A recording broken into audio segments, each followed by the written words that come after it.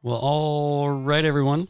Welcome back to the Dr. Alex Show. And today we're going to talk about working with adopted children and attachment and some attachment disorders. Depending on how this flows, I may or may not get into attachment disorders.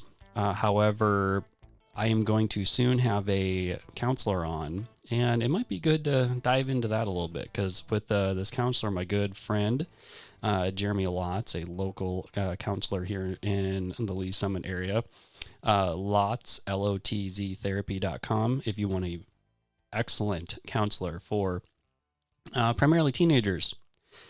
He is the man to see, and he does do telehealth. So very shameless plug for my good friend Jeremy Lotz. And going into the show here, like a lot of other shows, it might be one of those, if there's comments or questions or concerns, I might have to come back and do another show or kind of like an offshoot because it's pretty complex. And as my mind likes to rabbit hole down certain topics, I might overlook something. So just forgive me ahead of time. So with this, talking about attachment and adopted kids, the working with adopted children is hands down the most difficult population that we work with. I would say that is a somewhat safe statement for most people, most professionals that work with children with any sort of need, whether it's a neurodevelopmental disorder or anxiety or depression or along these lines with children with attachment issues.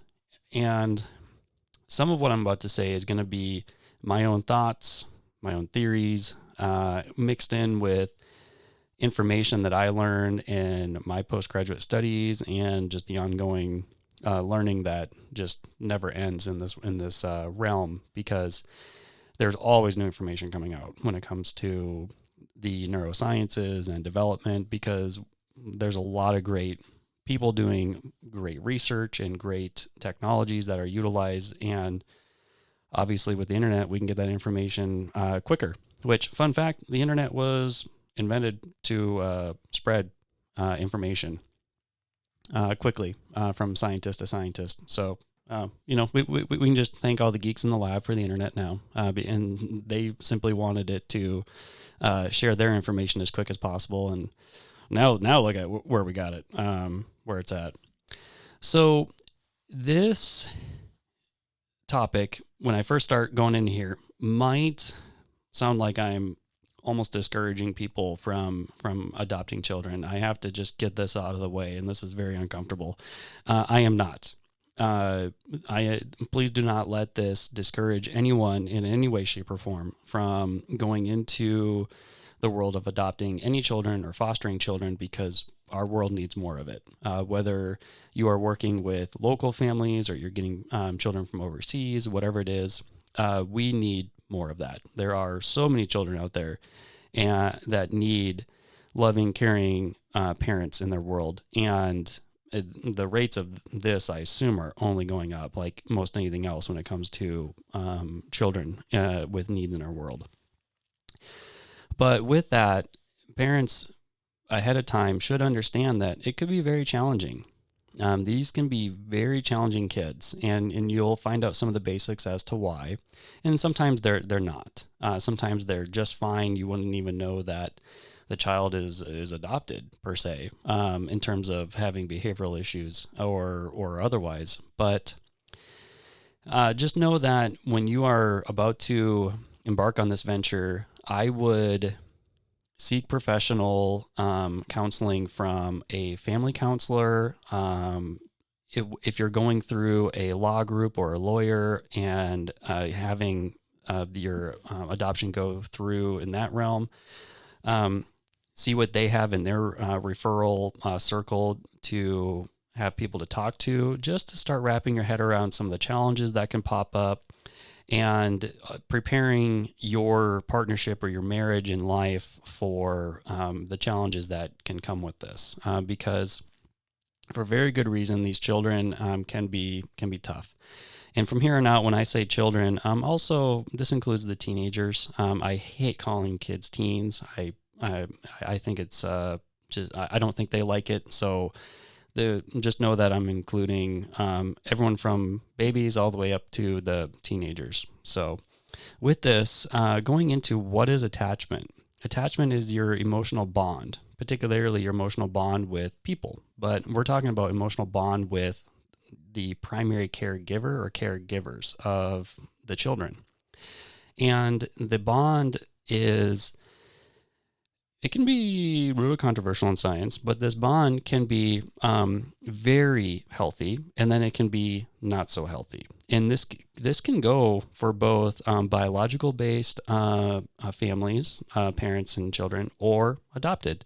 You can have attachment issues across the board because maybe you're an adult with a few kids, and maybe you don't have the most healthiest form of attachment with your parents, leading you to have unhealthy forms of attachment with your children or child. And I'll go over what the basic 4 forms of attachment are and what they kind of look like. And the good news is you can hop online at any point in time and find a long, moderately long, or short attachment quiz, and you don't have to pay anything for them, or at least most of them that I've found. Because when it comes to some of our families that we work with, if we're having some attachment issues, biological or otherwise, we'll make the family do, or at least the parents do, an attachment quiz, because it will shed light on the parents on maybe there's some things that I can work on that's leading to the behavioral issues or whatever the challenges are with the child, because it's a lot easier for the adult to change some behaviors and change what they're doing as opposed to the child. And when that's understood, then a lot of pressures can be removed and taken off the family. So the concept of attachment really started with Freud. And Freud, good old Sigmund Freud, he was the guy talking about the ego and the id and the superego. A few other things that get a little odd and weird, but he was pretty darn well educated. Man, he got to learn from the creme de la creme, and one of them was Jean-Martin Charcot. He was a neurologist in France, and he was one of the main guys, I believe, to maybe come up with the original thought, if not one of the guys who at least led the way initially to say, or a group of guys and gals that said, a conflict in the mind can lead to physical symptoms. And in today's language, it's just saying, if you're stressed out, you're going to have physical problems. Like you're going to end up having upper back tension, for instance, or tension headaches. If you keep thinking about the stressor of your day, it's going to lead to a physical distress, aches, pains, migraines, maybe stomach pain. People that have irritable bowel syndrome, for instance, they get really worked up and anxious, and then they end up having uneven bowel movements because of that. That's another good example. And Freud took that and expanded on it. He found that that was something I guess he was passionate about, and I'm not a Freud historian expert at all. But that's where he kind of jumped and ran with some of this. Around the same time, a fun fact is he also learned from Franz Mesmer, as in the gentleman who came up with hypnosis. So to be mesmerized, that saying, he was the one that came up with that. So that's kind of cool. And in the workings of Freud, the people that studied under him and everyone that came after that, we've really led a good way to have an understanding of human attachment. And I think, and this is a Dr. Alex think, and I have not taken the time to look into the literature if this is something that is real or not. Probably should, but a working theory is I think that attachment starts from conception. So not to get controversial, but if life starts at conception, which the University of Chicago did a cool study, they found that there's a really bright light that happens when the semen meets the egg and starts forming the multiple cell organism, the fetus, there's a super bright light that happens in the womb, like uber bright, blinding light. And with that, when conception occurs, and when that mother, particularly, or parents find out that they are with child, I think that attachment starts there. If you find out that you're pregnant and you are excited, you're elated, yet at the same time you're terrified because you're like, whoa, now I'm going to be responsible for a human being. Like, holy cow. I got the next 18 years, 25 years, seems like it's going into 30 years of responsibility for a human. And I joke and I say that I'm 38 years old, for crying out loud. And I don't really have any room to speak to say that, but it seems like that reliability of parents goes up with time, if you will. Not a criticism either way. It's just something that I've noticed. And I think that attachment starts there, because if you're excited and you're ready to, as ready as you can be to have a child, and you're ready and you feel that love for that baby, don't think for a second that baby doesn't feel that back, because they do. They absolutely do. And this is where it gets into the world of being a little hokey, maybe a little esoteric, but love is a real phenomenon. It's an energy. It's got a wavelength. It's got something that is measured. And don't, again, think for a second that baby doesn't feel that.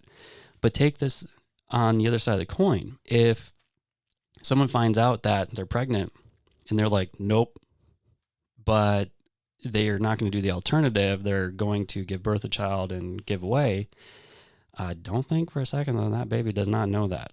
So from day one, oftentimes adopted children are not loved.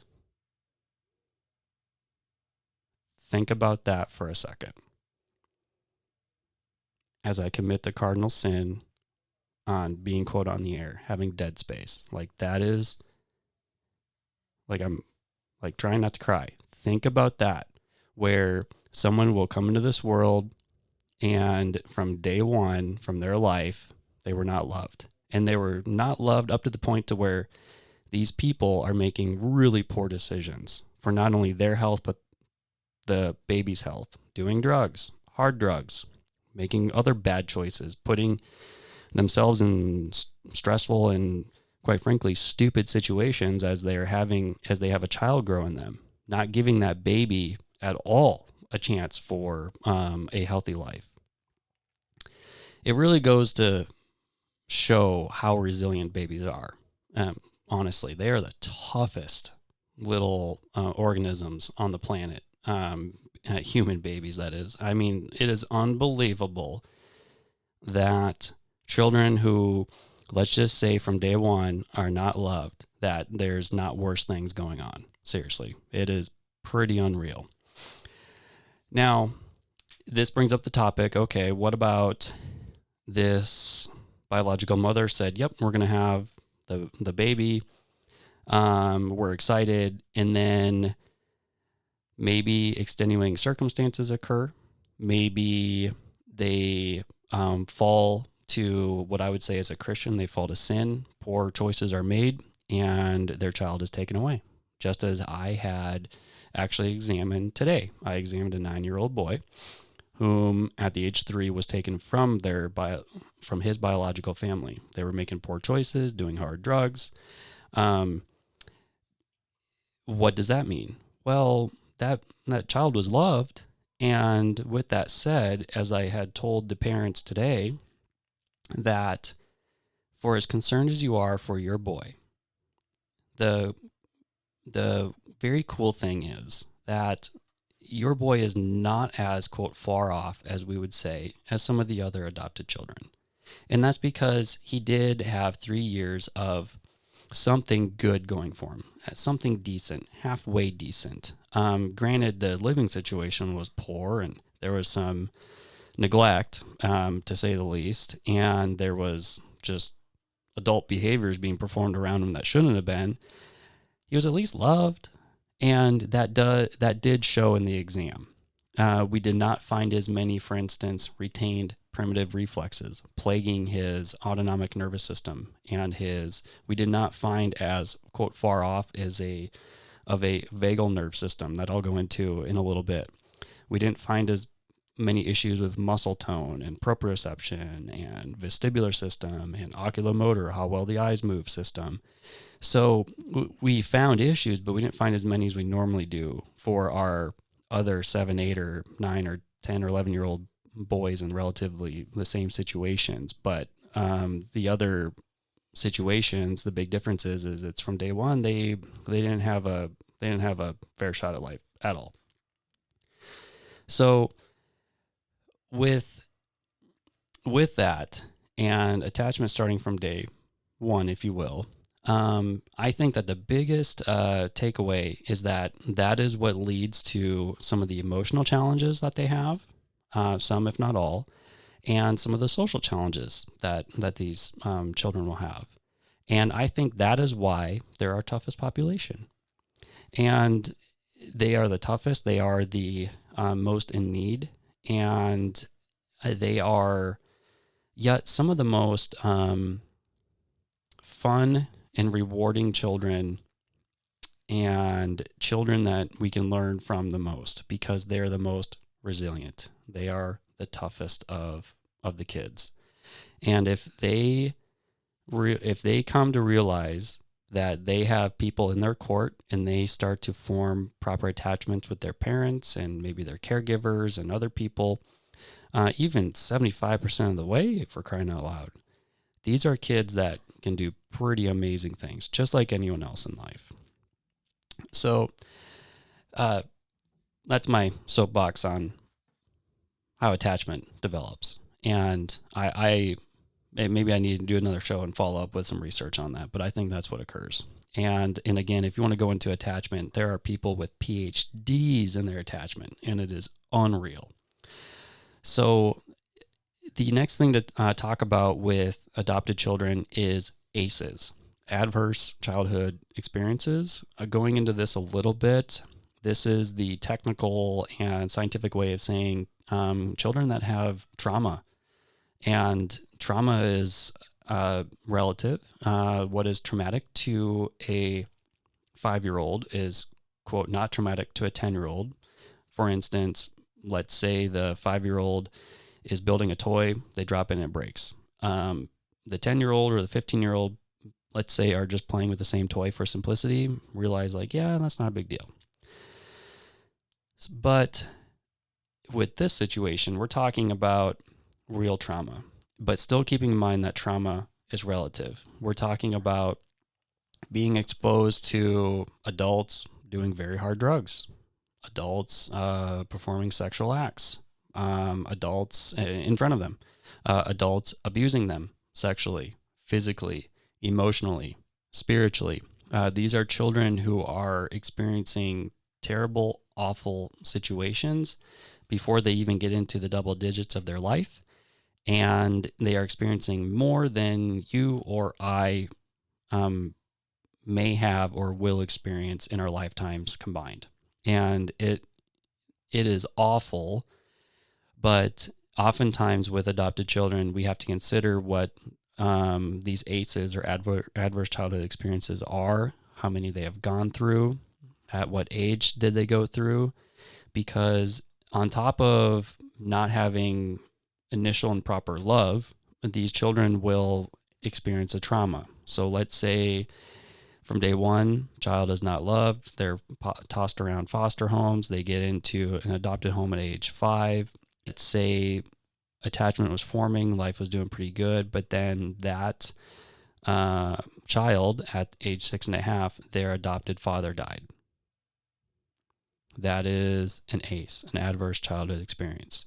What's going to happen there is that child most likely is going to respond in one of two ways. They're going to stop developing. And if they one day walk into an office like ours, and let's say they're age 10, we're going to find, or at least what I find, is their emotional and their social wherewithal and functionality is right around the age of a 6.5-year-old or less, because their brain stopped developing because of that trauma.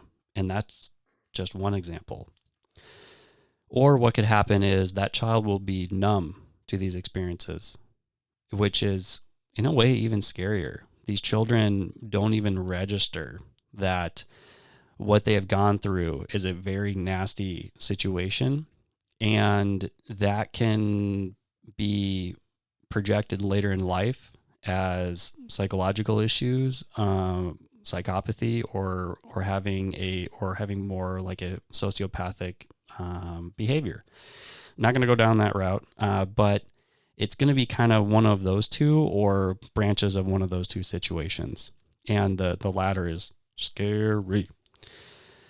So outside of ACEs, what I want to talk about on top of working with these children is the vagus nerve. This is pretty hot in the world of looking into social media and what's being passed around for overall health and wellness. What you're going to start scrolling through, and you're going to see, oh, I need to do vagus nerve exercises for my arthritis. I need to do vagus nerve exercises for my brain. I need to do vagus nerve exercises for my digestion, my skin, my eyeballs, my big toenail. A lot of people will just tie health issues to, it seems like, the vagus nerve, and there's nothing wrong with that.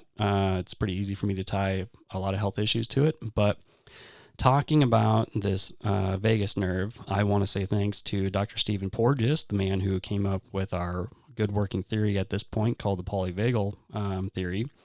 And what he came up with was, we have this system that has a hierarchy of development, and when it comes to development in the vagus nerve, we're looking at lower structures in the brainstem to more complex structures in the brainstem. That's where the vagus nerve lives. It's got several nuclei and several input and output nerves in and out of the brain that is telling the brain what's going on. The vagus nerve is the hub of, quote, the parasympathetic nervous system. And the parasympathetic nervous system is what you can call the braking system. It's like the foot brake on your car. And the sympathetic nervous system, you could say, is like your gas pedal. It gets a little more complex than that because what, for instance, Stephen Porges does is he says there's three basic kind of hierarchies or levels of the vagus nerve. You have one, which is called the dorsal vagal system. That's the old, they say it's the old portion. And this is, I won't say old, it is the most primitive and simplest form that has to develop first. And it is on the lowest portion in terms of the brainstem in your brain. And we develop from the bottom up, quite literally. Our brain develops from the bottom up and the inside out. And it goes from right to left and back to front. And this dorsal vagal system, when it develops, this is the system that says, I can't. It is what withdraws in the world. It is what flights. So when this system is having a hard time in children with attachment issues, these are the children that run and hide, or they just can't. No, I can't. I can't. These might be your clingers. It might be contributing to the clingers, if you will. And these are the kids that will also be really, really shy. Just terribly shy, debilitatingly shy. The next thing that develops is what I should say Stephen Porges and all of his colleagues call the sympathetic portion of it. So it's not that the vagus nerve is part of the sympathetic nervous system, but the vagus nerve is involved in putting brakes on that sympathetic nervous system. So this is the system that says, I can. And it is the fight portion of the vagal system. It is the kid that will come in and they're very combative. They are going to defend whatever it is that they want or whatever it is that they need. And they will, quote, as my parents say, not my parents, but my patient's parents say, that child will die on that hill for whatever it is. They are just hell-bent on whatever it is that's on their mind, and they're not going to let up. That is the sympathetic portion, if you will, of the polyvagal system. These are the kids that are also just overall combative. Man, they literally physically fight and verbally fight. It is not fun dealing with these children. They always think they're right. The list goes on. Then The ventral vagal is the last part. This is the system that says, or part of the system, sorry, that says, I am. This is what will give insight to the person of who they are. And this is kind of what really kicks in the tweens and the teen years, I think, mixed in with cortical development. And this is what is telling their brain initially who they are and where they fit into the world.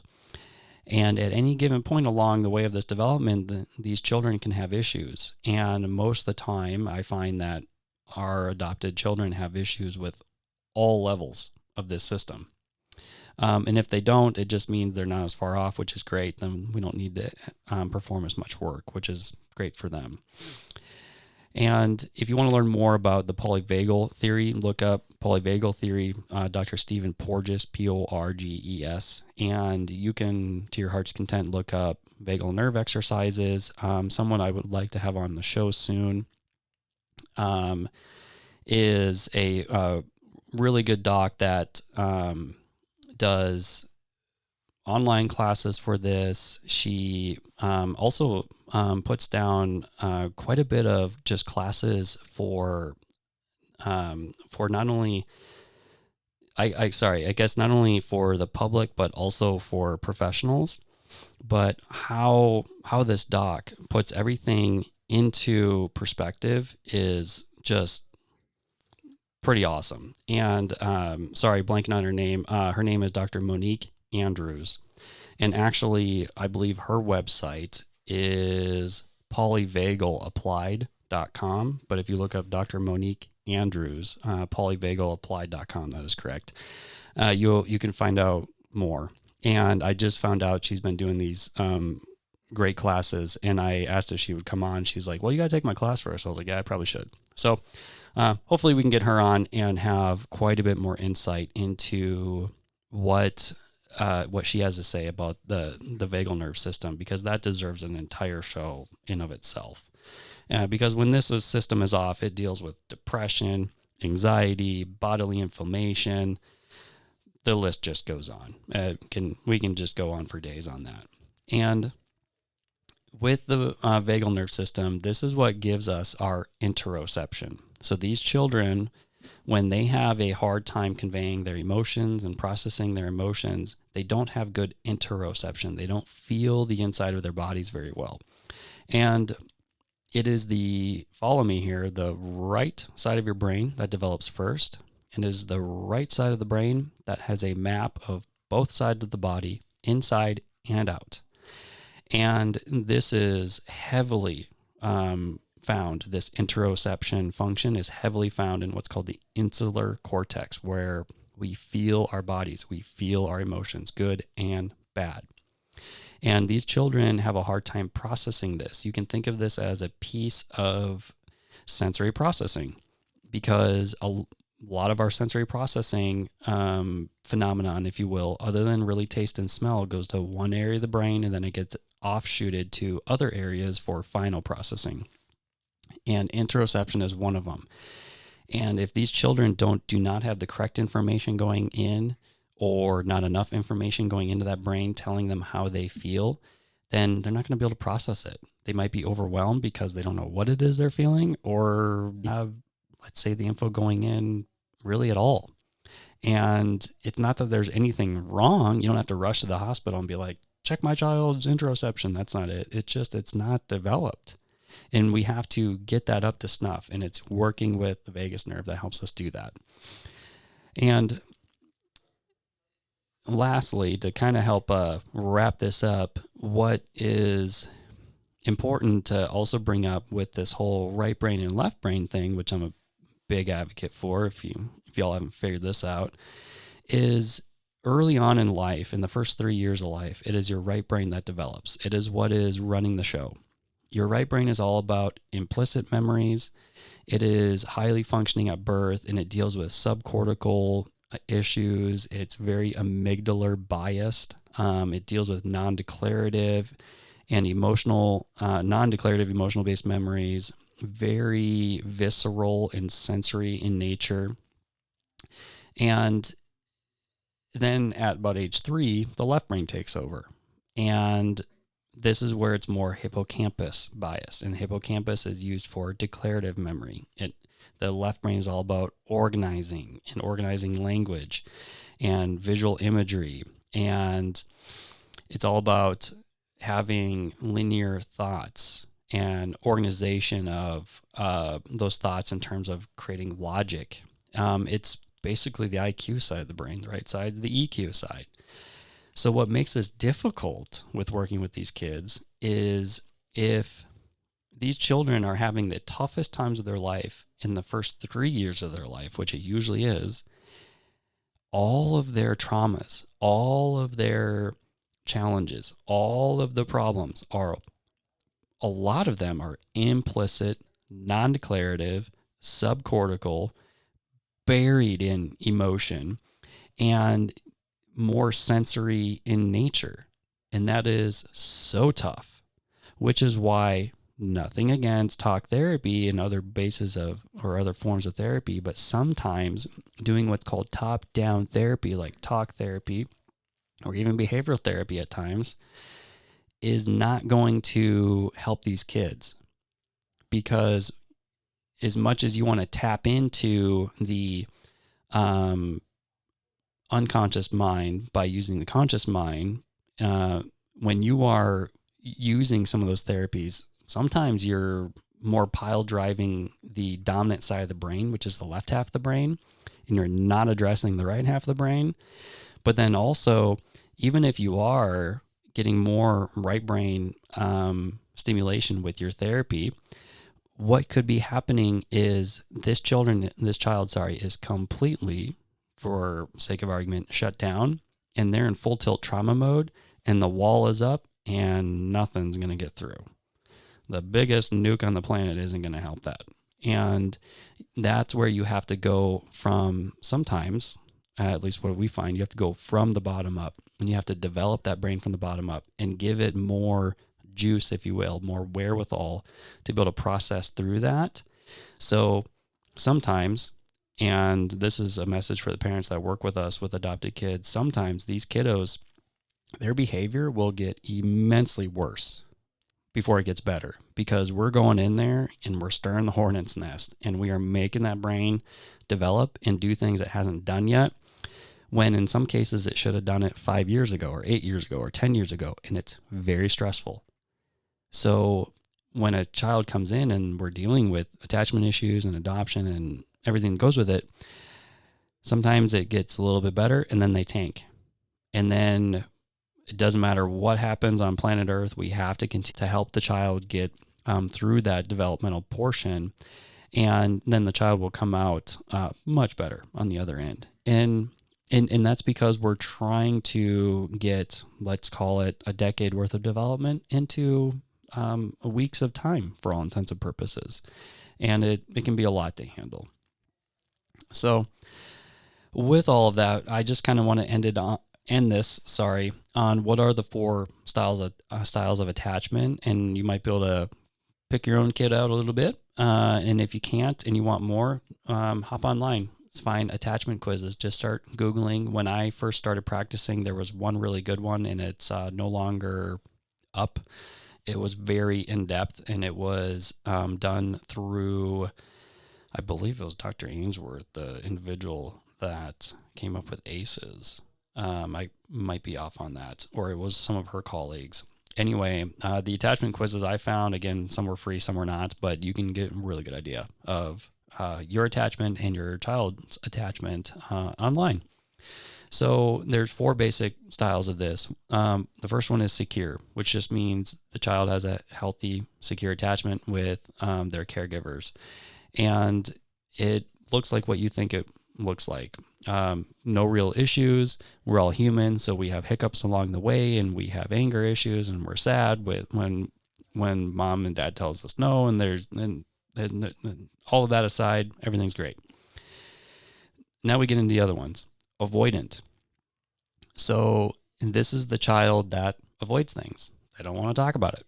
And this means that the emotional needs are not met with the child. And this is a child that plays to fill in the gaps. So, for instance, if you put them in a play therapist room, they will play with toys in a certain manner to try to fill those emotional gaps. And how they play and what they grab, this is fascinating. Play therapists are amazing, and it's fascinating all at the same time. What a child will do in a play therapist's room when they have avoidant behavior. So they are trying to fill the gaps, and they're trying to fill their own buckets, if you will. And it's so sad. They're trying to fill their buckets with toys, and it's not going to happen.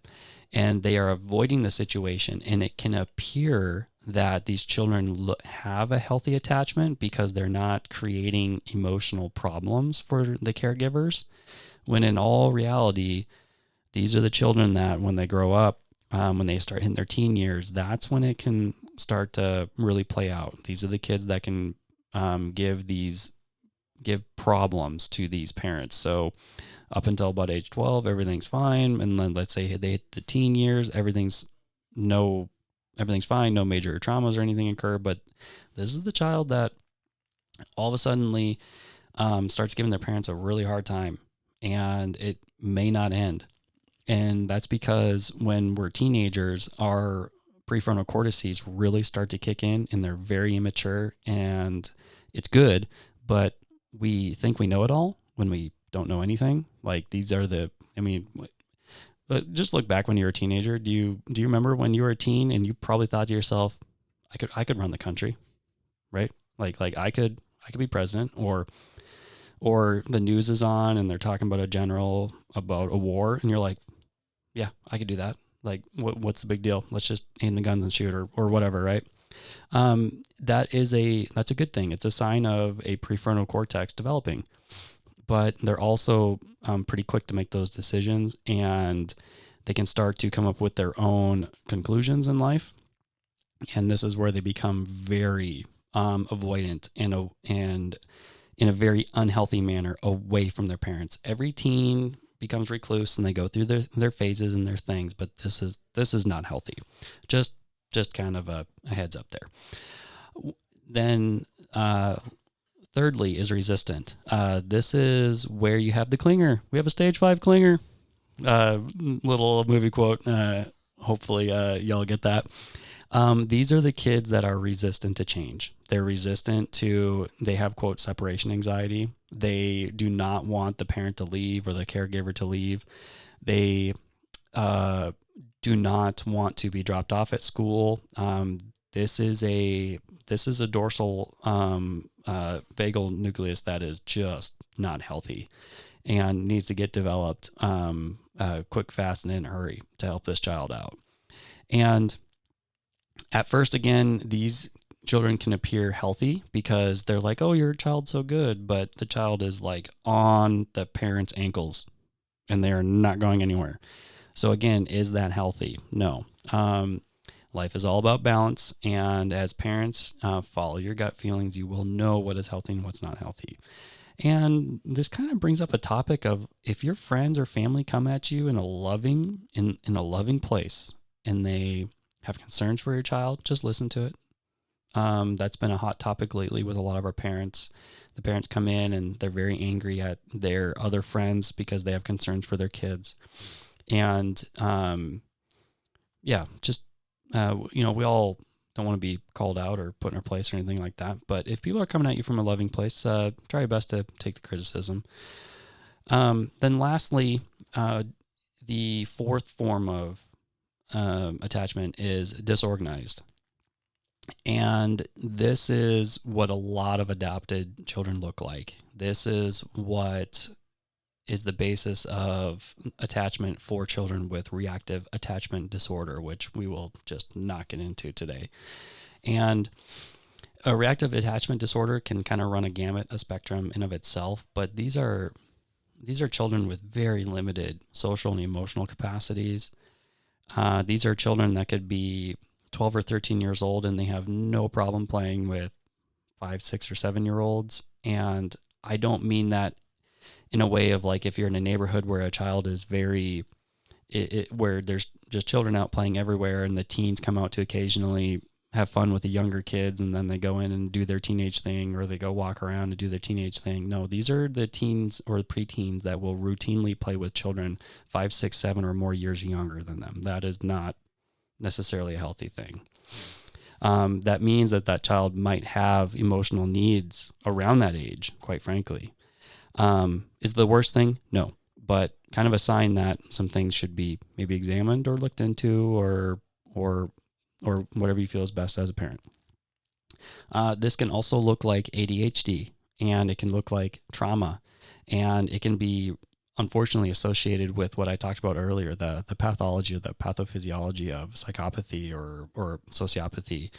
And when we have children that are adopted and they have trauma and they have ACEs and they have right brains that aren't developed and vagal nerve systems that aren't there, these are children that look like ADHD. They look autistic. They look dyslexic. They look like sensory processing. They look like OCD. They look like having Tourette's. They look like oppositional defiance disorder. Just go down your disorders. It's all there because, quite frankly, they might have it all. They have, at the basis of their life from the get-go, they didn't have their love, and then from there they had every bad ingredient added to their soup to make just not a good recipe for their development. And they had strike after strike, and it led to all of that stuff. So it's maybe not so much that they have all of the disorders, but man, does it look like it. So this show, I hope, made sense. It was prepared about a week ago, and I didn't so much prepare today, to be honest with you, but I kept my notes, and I hope it flowed well, and I hope it makes sense for parents that are looking into adopting, and parents that have adopted, parents that are seeking our care, whatever it is. I hope it makes sense. And again, I do not want any of this to hinder anyone from making their decisions to move forward with adoption. If you'd like to consult us, and I don't care if you're over in Australia from down under, contact us. If we can help you in any way, shape, or form, we will, just to talk about whatever it is you might be up against. Because having a healthy household, in my mind, first starts with your faith, but then two, it starts with the people that are in the house, the adults. You have to have healthy adults and healthy caregivers first. And I mean that physically, emotionally, and spiritually, because if not, then those issues are going to spiral fast or slowly out of control from there on out. And it's not going to help you raise the family that you would like to raise, or give you the capacity to raise the family you'd like to raise. And I hate the saying, but life happens.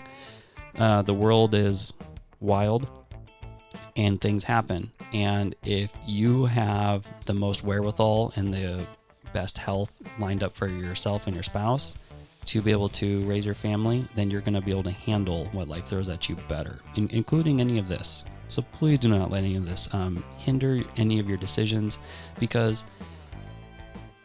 what I want to say is at HML, we only see the bad situations. We don't see the good ones. So when Dr. Lauren and I are out in public and we meet people, and let's say we've met a family and they have adopted children, or they have adopted a child, or if we hear about it, our jaws drop when we hear that life is like just fine for them, because we're like, how? And I don't know the stats of, children that have a hard time being adopted versus otherwise. I don't even know if that exists, but do not let that hinder you. And again, I hope everyone got something out of this show. I think I'm done yakking on, and I'll catch you guys later.